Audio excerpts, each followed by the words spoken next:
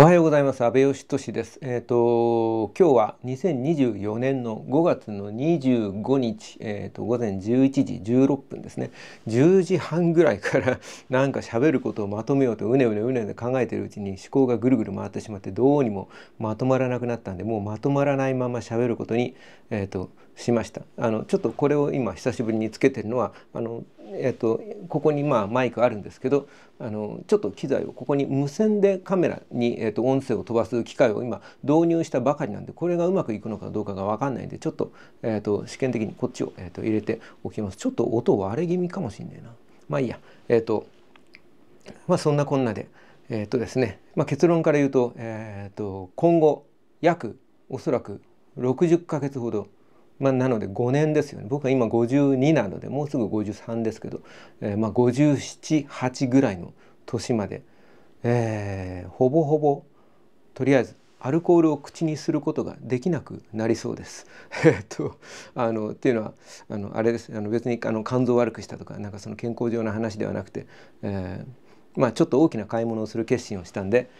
その月々の60回払いのそのローンの負担をなるべく減らすために、自分の日々の生活を見直した結果、とりあえず真っ先に削ろうと思ったのが酒代だったっていう話で、今毎朝起きるとですね、お湯を飲んで晩ご飯食べる時もコップにこんな感じで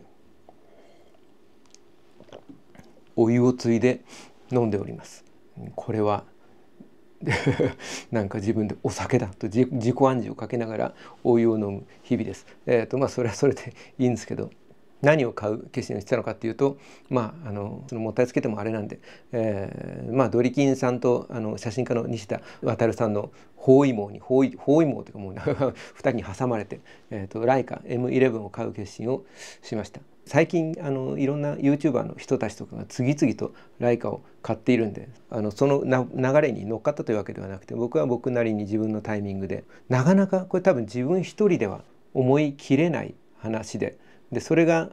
今回ちょっと縁があって、そのドリキンさんが僕の動画とかをちょっと気に入ってくれて、前にも一度対談したことがあって、今回もこの間話を順番にすると、ブラックマジックの BMCC6K っていうシネマカメラが40何万するやつが 40% オフで26万何ぼかに、なっていて、それを買おうかどうか迷ってる時とかに、ドリキンさんがグイグイと背中を押しまくってきてですね、結果的に僕はそこでちょっと思い切れなくて、踏みとどまってって言ってるうちにやっぱり 40% オフなんでものすごい勢いで売れて在庫なくなっちゃって、ほっとするやらちょっと悔しくなるやら、逃がした魚大きいというか、なんか決断力がなかったなっていう思いが強くて、なんかその後でその時は、ルミックスの S9 の発表前で S9 とかももしかしたら自分に合うカメラかもしれないしなみたいなことをいろいろ考えてるうちに、実際出てみると S9 は、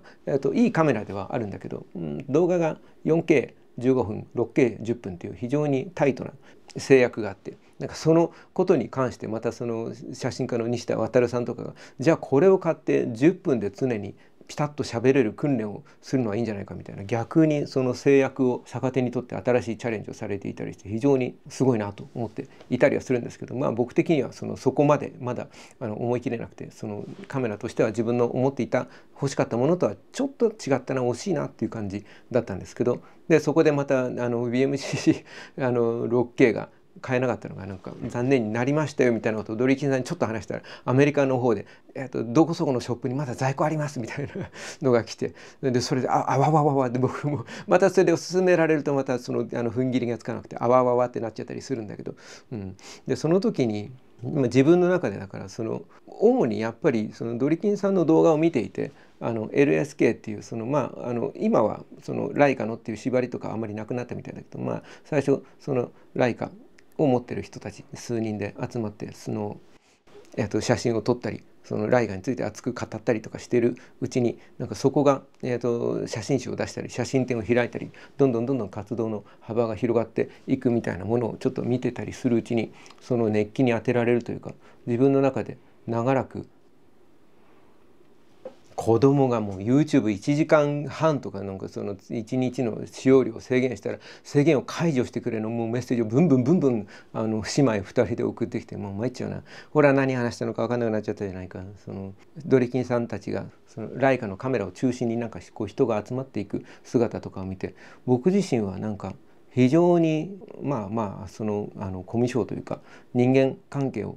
築いていくとかその人の輪に入っていくみたいなものが非常にそのもう絶望的に苦手でそういうものから逃げ回った結果そういうものにうまく馴染めないからその一人でできること何かっていうことで多分僕自身は、絵描きになったみたいな人間だったんですけどなんかその集まりとかそこでみんながなんかすごいなんか笑顔でなんだろうなそのおじさんたちが楽しさに満ち溢れている姿みたいなものを見てなんか珍しくなんかその人が集まっている場所が素晴らしい場所のように思えてそういうことってあまりというか正直ほとんどないんだけどなんかそれはすごく自分の中ではなんか画期的なというか珍しい出来事でそれはやっぱドリキンさんの人柄みたいなところが大きいのかなと思うんだけどでドリキンさんに対してはなんかそのもう前も一度話したけどその YouTube 僕がその動画をちょっと投稿し始めた最初の頃かなんかに一度確かちょっと話をさせてもらってその後でシネマティック対談をやりましょうよみたいなことを言われてだからシグマ FPL を多分買った直後か買う直前だったと思うんだけどそんな頃にあってだからもう多分 2年とか3年とか4年は経ってないか、そのぐらい時間が経ってしまってでそれまでだから僕はそれを何て言うかなそのドリキンさん自体はなんかすごく何でしょう好きだし話をしたかったんだけど僕自身はだから自分から人の輪に入っていくとかなんか人に声かけて会うみたいなことが何でしょうねなんか性格的にどうしてもできなくておそらくだから自分は全然医者とかで調べたりしたわけじゃないけど受動型のASD みたいな何か毛があるんだと思うんですよね。だから僕は今まで生まれてから多分小学校みたいな頃を除いて物心ついてから多分一度も自分から例えば友達になんか電話をかけて遊ぼうよとかご飯行こうよとか飲みに行こうよとかなんかそんなようなことを人に誰か誘ったことって一度もなくて基本的にずっと一人で行動する人間でそれがだからなんだろうなライカとかカメラみたいなクッションを挟むことで自分も何かそういう人の輪とか人が集まっている場所みたいなものに興味が出るような気持ちになってそれは僕の中ではすごい画期的なというか人生始まって以来ぐらいの出来事で同時にだからちょっとコロナとかがあって冷めてしまっていた随分距離ができていたカメラとか写真に対する興味が急に再燃して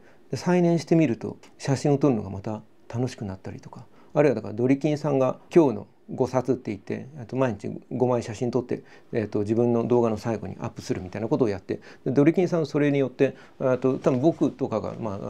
動画全部は見れてないけど飛びに、半分以上ぐらいは見てると思うんだけど見るたびにドリキンさんの写真はなんか上手になってる素人目にも何か分かるぐらい様になってきてるっていうかのを見てすごいなと思っていて。で同時に西田渉さんの「ワタレックスタイル」っていう動画を編集もせず一発撮りでバッと撮ってメモリカードをそのまま、PC に挿してそのデータをそのままアップロードして何も手を加えずに1本例えば10分喋ったらもう10分で動画が出来上がってしまうっていうようなスピーディーな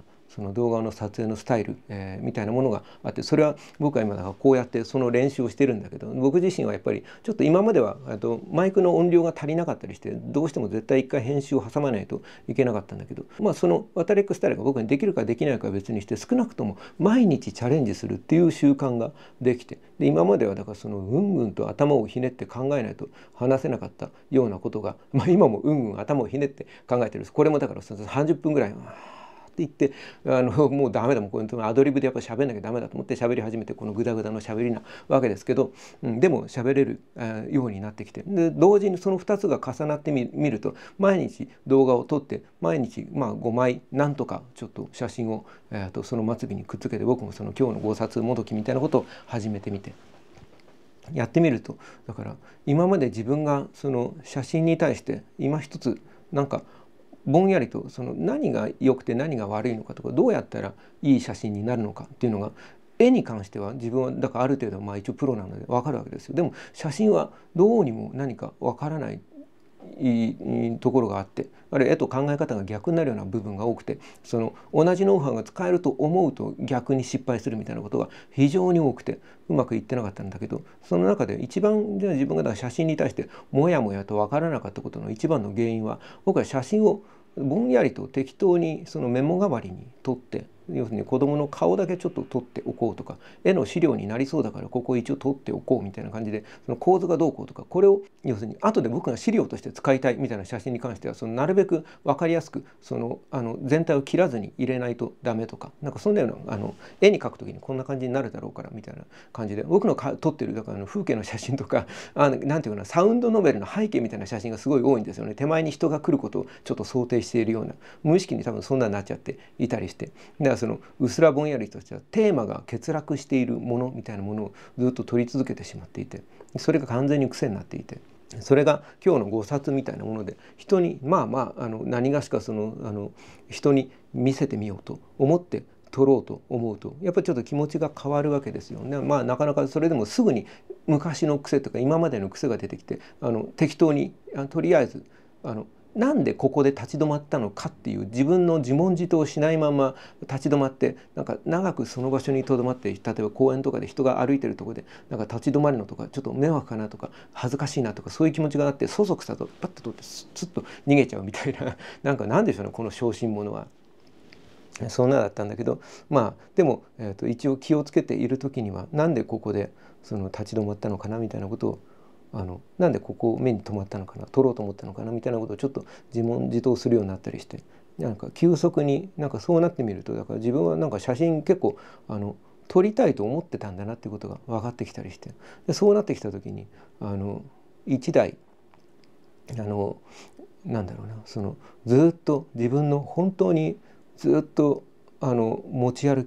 どこにでも持ち歩いて自分のその人生のこの相棒になるようなカメラが1個欲しくなって、で僕にとってそれは今撮ってるこのシグマ FP だったりもするんですけど、あるいはその今まで使っていたそのシグマの、やっぱずっとシグマが好きだったんで今も好きですけど、フォビオの DP 今ここに0クワトロとかがあったりとかでもだからそのシグマの FP は今ちょっと動画のお供として今ちょっと一番大事なこのポジションを獲得してるんで、ちょっと悪いけどもちょっと持ち歩く時は持ち歩きますけど、静止画専用のでいい、もう動画撮れなくてもいいカメラでってなっていった時に、で何かその自分の中で特別なものになるような、絶対にどこにでも持ち歩くんだってその決められるようなものっていうところで、やはりなんかちょっとライカに行き着いて、でこの間ライカの XE を買って、でとりあえずこれで半年か1年間、毎日撮るぞみたいなことを思ってるうちに、そのさっき言ったみたいなそのなんかドリキンさんがと BMCC そうでこの話に戻ってくるんだけど、その BMCC6K をって言われた時に、その時はだからまだライカの M とか全然考えてなくて、でも結局、BMCC6K の在庫を見つけましたってドリキンさんから連絡が来て、それで買うか行くかと思った時に、その最後にちょっと僕がポツッと、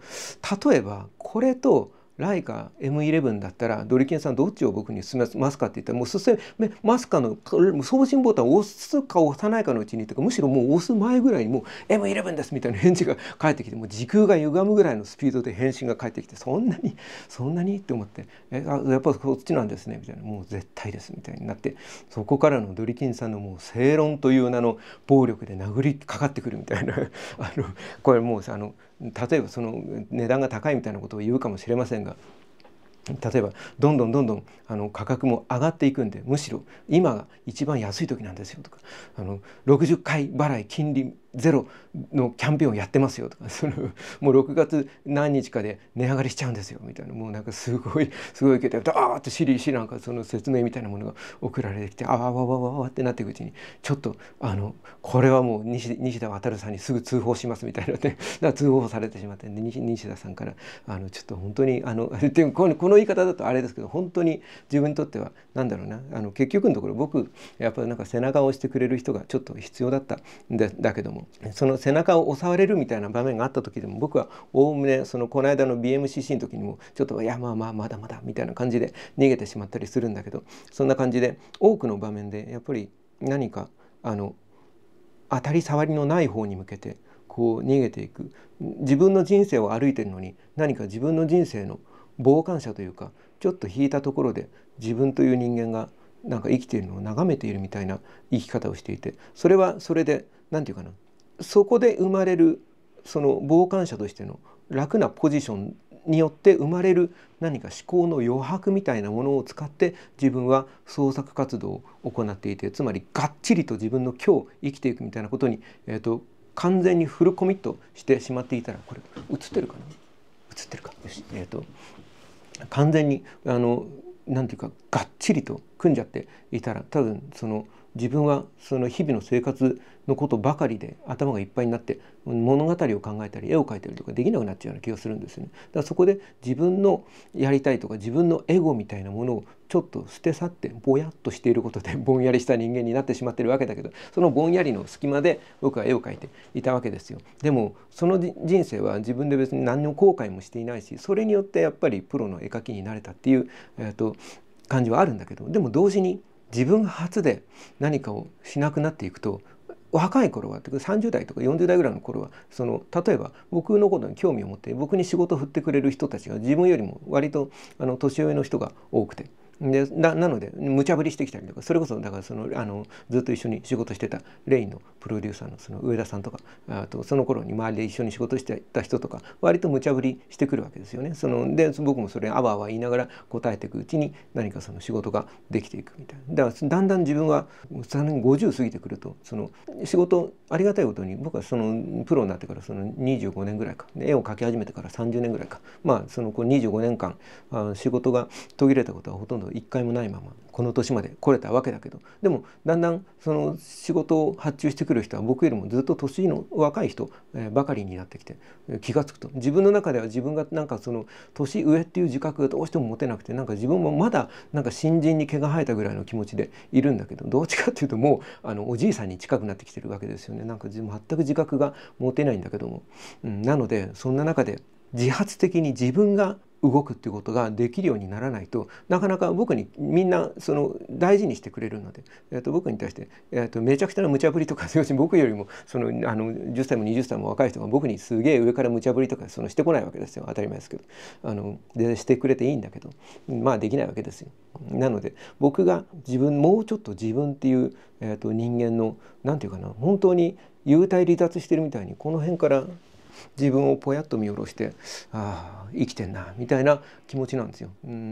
それもうちょっと自分というこのロボットみたいなもののコックピットにちゃんと乗って動かなければみたいなことを思っていった時に、なんかそういう生き方を今選択する大きな人生の分かれ道みたいなところに来たところに、なんかポコッとこのなんかライカがなんかねハマるというか、そういう後押しをしてくれる何かなんですよ。だから今ライカ買うに至るきっかけ的にはドリキンさんと西田さんのお力がめちゃくちゃ大きくて大感謝なわけですけど、やっぱ自分一人だとライカショップとかね多分気が引けてなかなか入れなかったりすると思うんですよ。まあそんな中でこれからあと何日後かに一人で怖いから西田さんにちょっと付き添っていただいて、見に行こうかと思ってるんですけど、でもだから多分いやいや、まだいいですよって昔の自分というかちょっと前の自分なら言って、で結局のところいやでも思い切って買えばよかったかなってくよくよしながら日々を送って、そういう自分を上から見下ろしてくよくよしてんなって思いながら、そのくよくよすらもちょっと他人事みたいに、引いて見ながらぼんやりと次から次へとやってくる仕事を請け負ってこなしていくうちに、きっと60歳になって70歳になってみたいな感じになっていくと思うんですよ。今ここでちょっとふっと自分の人生が自分がなんていうかちょっと舵を切る瞬間がなければいけないのかもしれないって思えたのは、すごく自分にとっては本当にここが人生の一番の、本当に今まで生きてきた中で一番大きな分かれ道かもしれなくてというぐらいの気持ちで、だからM11をちょっと買いに行こうと思っている次第です。僕はだからシグマのカメラと出会えたことで写真を一生の趣味にするぞっていう、なんかその時に大きな決意を持って、結果的にはだからその毎日撮り続けた割に人に見せなかったりして、シグマのカメラ自体は毎日どこにでも持ち歩いてずっと楽しく、僕自身の中ではずっと楽しく使ってたけど不完全燃焼していて、それが今西田さんのアタレックスタイルみたいな、その毎日投稿できる動画を撮るシステムと、ドリキンさんの今日の5冊っていう毎日5枚写真撮るぞみたいなものが僕の中ではやっぱりいろんなものがカチカチとパズルのピースみたいに組み上がって、結局のところなんか面白いもんですね。なんかライカに行き着いていくんですね。当然僕はその趣味で写真を撮る人で居続けると思うんだけど、シグマの時には結局シグマが好きすぎて、シグマの同人誌を、高校生の男の子と女の子が主人公のカメラの漫画同人誌を書いて、結果的にはそれが自分の生活のかなりの割合を支えてくれるような、自分の中のなんか大事な仕事になって高校生の男の子と女の子がライカ M11 を買うっていうストーリーはちょっと思いつかないので、宝くじでも当たらなきゃいけないので、今書いてる漫画のキャラクターたちはずっとシグマが好きでい続けると思うんで、そことは別にもしかすると何かライカを使ってそれが自分の仕事の中にうまく溶け込んで反映されるような、だからそのシグマの時みたいに漫画を描くことになるのか、今考えてるのはアナログで絵を描いて、その絵自体は絵として人に見てもらうと同時に、何かその絵を描いてるところを、あれだから今自分が手帳とか万年筆とかインクとかが好きになって、そういうものを使ってちょこちょことスケッチをし始めて、でそのスケッチを例えばスキャナーできれいに撮るんじゃなくて、その手帳と描いたペンとかインクとかと一緒に一枚の写真として撮って、でそれ自体が一枚のなんか自分の仕事の記録とか、あるいは、それ自体がその自分の絵を鑑賞するためのその新しい見せ方みたいなものに、うまく育ってくれていくような、今気がしていて、でその時に使えるカメラを今探していて、それこそシグマの FP でもよかったし、フォビオンでもよかったんだけど、フォビオンちょっと暗いとこ弱いんでね、ライティングとかを、非常に気を使わなきゃいけなくなって、でその時にもうやっぱり今自分の中ではライカの M11 がその、仕事をなんていうかな担ってくれるものにうまくはまってくれる予感がしていて、で FP で制作しているところの動画を撮りつつ、ライカで途中経過なり出来上がったものなりを写真に収めていくみたいなことができるようになると、僕としてはすごくいいんだけど、それがどうなるかな、まあそんな感じで今自分の中では大きな決心をして毎日お湯を飲んでおります。味がしないって思いながらということです。マイクの電池が切れ始めたんで、ちょっとここで限界ですかね。カメラの電池も今切れるとこですね。はい。ちなみに今日はキヤノンの古い FD のレンズをつけて、それをニコンの、F マウントに変換するレンズ付きの謎のマウントアダプターがあったんで、それにつけてニコンの、マウントをさらにライカ M に変換して、ライカ M をライカ TL に変換して今つけております。だからマウントアダプターがまた3つか4つついていて、その中にさらにレンズがあって、結果的にこの白くもわっとした画面になってしまっております。ピントを合わせたつもりだけど、これ合ってなかった気がしてきましたね。なんかということです。はい、ありがとうございました。わあ、電池切れる。